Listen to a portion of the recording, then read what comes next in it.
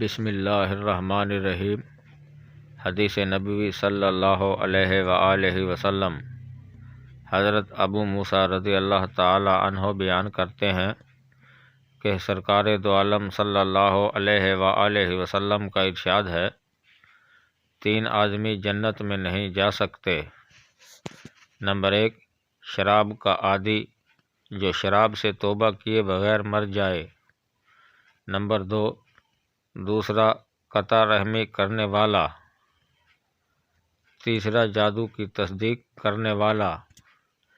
شرابی کو قیامت میں غوطہ کا پانی پلایا جائے گا۔ کسی نے دریافت کیا، غوطہ کیا ہے؟ فرمایا، یہ ایک نہر ہے جس میں زانیوں کی شرمگاہ کا کچ لہو بہتا ہے۔ شرابیوں میں اس قدر بدبو ہوگی کہ اس سے اہل دوزخ بھی پریشان ہو جائیں گے۔